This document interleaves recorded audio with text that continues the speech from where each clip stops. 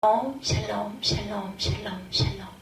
하나님 사랑합니다, 여러분. 주 안에서 사랑합니다. 네. 사울이 암몬 사람을 친 사건 1절에서 6절까지의 내용으로 회복된 하나님의 은혜 우리 함께 나누도록 합니다. 여호와의 두려움이 백성에게 임하매 7절에 보면은 그들이 한 사람같이 나온지라 이렇게 말씀하고 있어요. 사울이 이 말을 들을 때 하나님의 영에 크게 감동되매 그가 일어나 한 결의에 손을 잡아 각을 두고 전령들의 손으로 그것을 이스라엘 모든 지역에 두루 보내어 이르되 누구든지 나와 사울과 사무엘을 따르지 아니하면 그의 서들도 이와 같이 하리라 하였더니 야훼 두려움이 백성에게 임하매 그들이 한 사람같이 나온지라. 7절 말씀이죠. 1절에서 7절 내용으로 그들이 한 사람같이 나온지라. 회복되는 사건 함께 은혜를 나눕니다. 주님의 은총과 평강이 저와 여러분 가운데 함께 임하시기를 주님의 이름으로 축복합니다. 청년하면 모습도 아름답고 의기가 당당하여 허리를 곧게 펼치 대지 위를 뚜벅뚜벅 걸어가는 그런 사람들의 모습을 우리는 연상하게 됩니다. 요즘 우리가 거리에서 만나는 젊이들의 모습은 좀 다르죠. 얼굴은 창백하고 어깨는 약간 숙여져 있고 그리고 마녀하듯 느릿느릿 걷는 폼, 영락없이 인생을 다 산 사람 같은 모습들도 있습니다. 많이 있죠. 청년이라는 말이 무색할 지경이죠. 우쩍하는 소리나 너무 심각하게 받아들이지는 마시기 바랍니다. 요즘 이 시대가 젊은이들의 푸른 날을 박탈하고 있는 것이 아닌가 하는 생각이 저는 듭니다. 청년들을 먹고 사는 문제에 온통 집중하게 만드는 세상은 잘못된 세상이기도 하죠. 청년 정신은 길들여지기를 거부하는 것이고 불의한 일에 저항하고 반영을 향해 내달리는 데 있죠. 의기가 없다면 젊음도 없습니다. 지나친 쓸데없는 그러한 그 객기 같은 거 말고 의기입니다. 의기.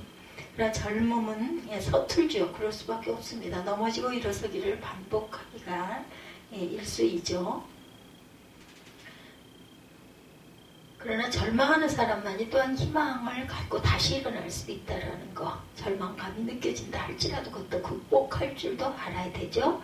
절망이 두려워 아무도 시도조차 하지 않는 사람은 이미 죽은 사람이죠. 젊은이들을 사로잡고 있는 인생의 무게를 모르지 않습니다. 시소는 등록금, 좁아지는 취업의 문, 그리고 연애와 결혼의 지연 등 많은 문제가 그들의 미래를 어둡게 합니다. 결혼하지 않겠다는 사람들이 굉장히 많아진다고 하죠.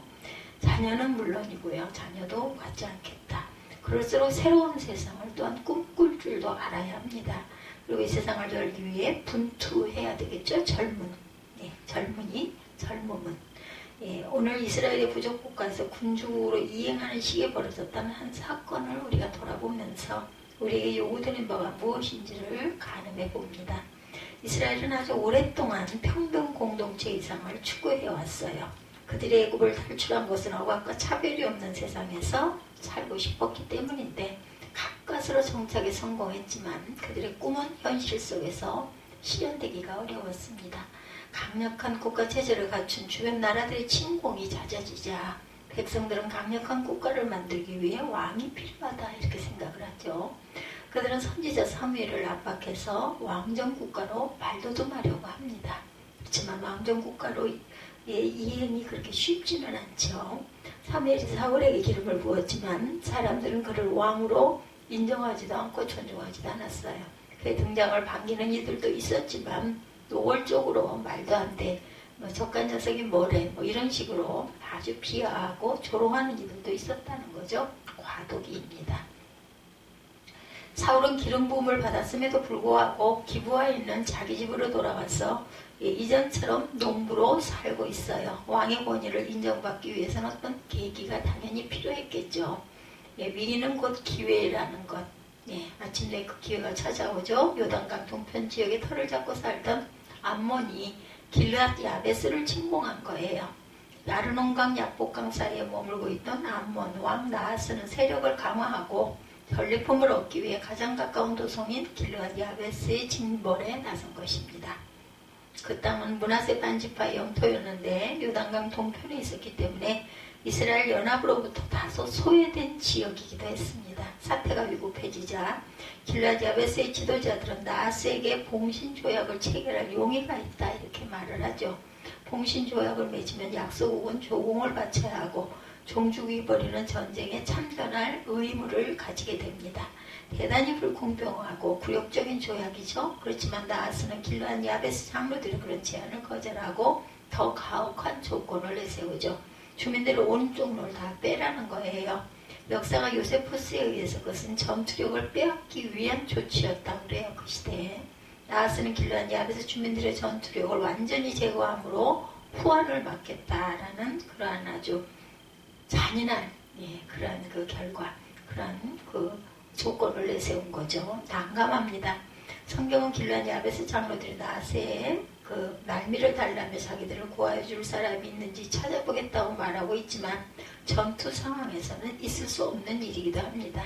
길라디 야베스의 지도자들은 아마도 비밀리에 이스라엘 여러 부족의 전령을 보냈을 것이고 그들은 동족들에게 자기들의 처해 있는 위기 상황을 알렸겠죠. 사울이 살고 있던 기브아에도 전령이 당도합니다. 주민들은 그 기가 막힌 소식을 듣고 큰 소리로 통곡을 하며 울죠. 그렇지만 누구 하나 몸을 떨쳐 일어서지 못합니다. 절통한 사연에 함께 아파하기는 하지만 거미줄에 걸린 나비처럼 두려움에 짓눌린 그들은 꼼짝달싹을 못합니다. 우리도 이런 경험을 많이 하면서 살죠. 어려운 처지에 빠진 사람을 보고 안타까워하면서 정작 아무런 일도 하지 못할 때가 많습니다. 여리고로 내려가는 길에 강도를 만나 거의 죽게 된 사람을 보고도 오른 지 지나쳤던 제사장들과 레위 사람을 비웃지만 그들은 바로 우리들의 모습이기도 하다라는 것. 도움을 필요로 하는 이들을 돕지 못하는 것은 믿음이 없기 때문입니다. 하나님을 믿는 이들에게 나와 무관한 이들은 없어요. 물론 마음에 안 드는 사람도 있죠. 그래도 잊지 말아야 할 것은 하나님은 그들도 소중히 여기신다라는 것. 우리는 남의 고통에 참여하는 연루되고 함께 나눌 때 참 사람이 된다라는 거죠. 참 사람됨이 가장 큰 적은 두려움과 욕심, 그것을 떨쳐버리기가 쉽지 않습니다. 기브아 주민들은 그저 큰 소리로 웁니다. 그렇지만 그 울음은 아무런 변화도 이끌어낼 수가 없어요. 바로 그때 사울이 등장하죠. 밭에서 소를 몰고 돌아오던 그는 사람들의 울음소리를 듣습니다. 연유를 묻자 전령들이 전한 이야기를 그대로 전해주죠. 그 말 듣고 있을 때 사울에게 하나님의 영이 강하게 임했다. 성령이 충만해지죠. 그래서 그가 무섭게 분노를 터뜨립니다. 하나님의 영은 사울의 속에서 마치 마그마처럼 폭발해서 그를 일으켜 세웁니다. 하나님의 영은 이렇게 세우는 힘이죠. 하나님의 영이 들어가면 일어서는 사람이 됩니다. 에스겔은 하나님의 부르심을 받았을 때 이렇게 회상하죠.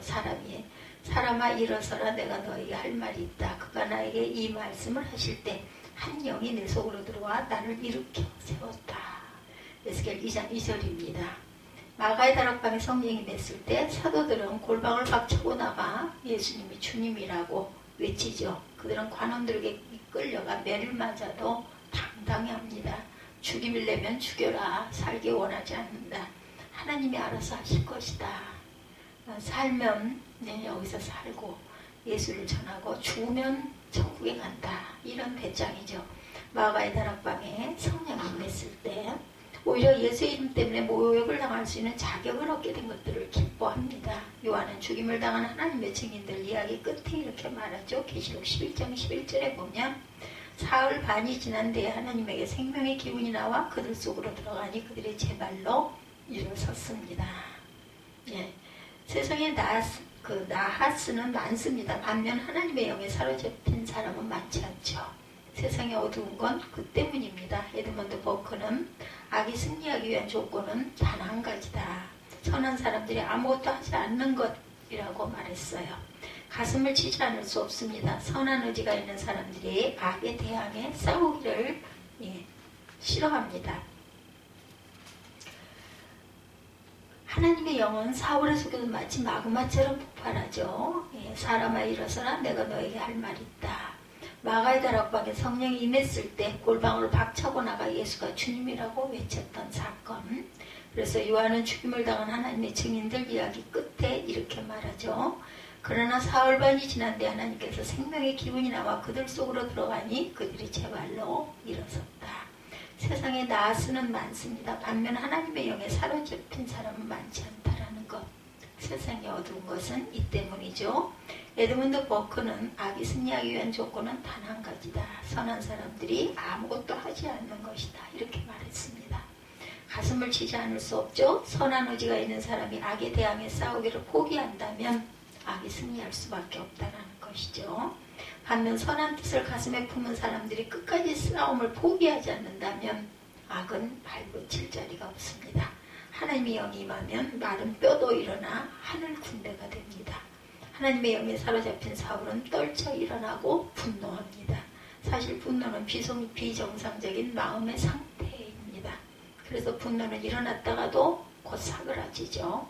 그런데 일단 분노에 사로잡히면 물불을 가리지 않게 되고 자기와 주변 사람들에게도 큰 피해를 주기 쉽죠. 화를 내거나 분노하지 않고도 살 수 있다면 얼마나 좋겠습니까? 그렇지만 그럴 수 없는 게 또한 인생입니다. 부당한 대우를 받거나 터무니없는 일을 당할 때 우리는 분노할 수밖에 없죠. 그런 상황에 처해도 자기 마음을 잘 살펴서 화를 다스리는 사람이 무서운 사람이죠. 인간의 연약함을 잘 아는 에베소의 저자가 말합니다.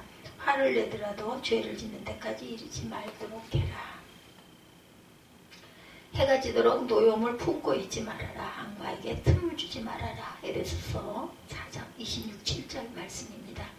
바람이 불면 물결이 일어나는 것처럼 우리가 세상에 있는 한 화가, 분노가 일어나는 것을 막을 수는 없어요. 그렇지만 분노에 사로잡혀 죄를 짓지 말자. 그러기 위해서는 노여움을 흘려보내는 연습을 해야 합니다. 해가 지도록 노여움을 품으면 반드시 악마가 사단이 다가오죠. 악마는 우리 속에 노여움을 증폭시킵니다. 프랑스의 플럼 빌리지라는 명상센터를 운영하고 있는 베트남의 승려 틴낫의 그는 화가 풀리면 인생도 풀린다면서 화를 다스리는 데 필요한 몇 가지 조언을 하고 있습니다. 화가 날수록 말을 삼가라. 화가 났을 때는 남의 탓을 하지 말아라. 혼자서 화를 풀기가 어렵다면 친구에게 도움을 청해라. 화를 참으면 병이 된다. 애써 태어난 척 하지 마라. 상대방에 가진 나쁜 씨앗보다 좋은 씨앗을 보아라. 각자의 모자람을 스스로 인정해라. 한번 곱씹어 보시기 바랍니다. 거룩한 분노입니다. 화를 내야 할 때는 또한 화를 내지 못하는 것도 문제라는 것. 하나님의 이름이 모욕을 당하고 인간의 존엄성이 유린되고 하나님의 창조하신 세상이 망가지고 있는데도 분노하지 않는다면 비겁자이죠. 나약한 사람일수록 루신이 말했던 정신승리법을 잘 사용해야 되겠습니다. 남에게 부당한 대우를 받으면서도 사정을 요구하기보다는 그 사람보다 자기가 더 착한 것을 자랑한다든지, 매를 맞으면서도 나는 적어도 폭력을 사용하는 사람은 아니라는 식으로 자기를 정당화하는 것은 비겁이지 관용이 아니라는 것. 하나님의 영에 사로잡힌 사울은 걷잡을 수 없는 분노에 사로잡혀서 거룩한 분노가 일어나죠. 이 거룩하다라는 홀리라는 단어는 전체 혹은 흠없는 자라는 뜻의 홀과 어원이 같아요. 거룩한 것은 나눔이 없는 것입니다. 인간은 언제 거룩합니까? 하나님의 마음과 온전한 일치를 이루었을 때 거룩합니다. 거룩한 분노는 하나님의 자녀들이 겪는 고통과 슬픔 때문에 분노하시는 하나님의 마음에 사로잡힌 상태입니다. 사울은 길르앗 야베스 주민들의 고통 속에 하나님의 탄식 소리를 들었고 하나님의 눈물을 봅니다. 그래서 그는 안락한 삶의 자리를 박차고 일어나죠. 그는 결의소 2마리를 잡아서 여러 토막으로 자른 다음에 그것을 전령들에게 나누어주고 이스라엘 모든 지역으로 가서 말을 전해라 지시합니다.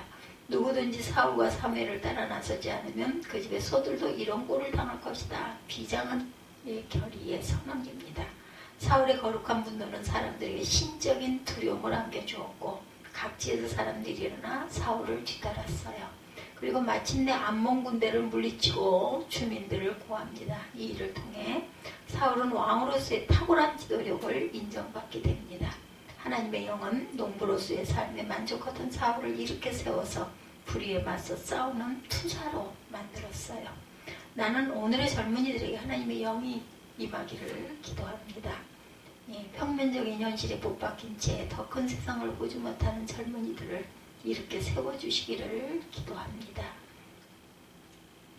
예수님은 당신이 세상을 떠난 후 고아처럼 남겨둘 제자들을 격려하면서 그들에게 정신을 차리라고 말씀하시죠. 마태복음 10장 28절에 몸을 죽일지라도 영혼은 죽이지 못하는 일을 두려워하지 말고 영혼도 몸도 둘 다 지옥에 던져 멸망시킬 수 있는 분을 두려워하라. 마땅히 두려워야 할 분을 두려워할 때 우리의 삶은 든든해집니다. 저는 이 땅의 젊은이들이 처한 현실을 일거에 해결할 수 있는 방법을 가르쳐 드릴 수는 없지만 정신이 무너지지 않는 한 결코 패배자가 되지 않을 거라고 말할 수 있습니다. 예. 세상에 어떤 일도 우리 신앙과 무관한 일은 없죠. 스스로를 훈련하고 가다듬어 주님께 드리는 청년 정신이 일어날 수 있는 바른 길, 이 길을 택하시기 바랍니다. 천근 만근의 무게가 어깨에 얹혀도 일어나 하나님의 뜻에 동참하기 위해 애쓸 때 주님은 우리의 등불이 되어주시고 빛이 되어주시죠. 세상이 잘못되었거든 새로운 세상을 꿈꾸시기 바랍니다. 그리고 그 세상을 보고 싶거든 울면서라도 씨를 뿌려야 합니다. 주님이 우리와 함께 하십니다.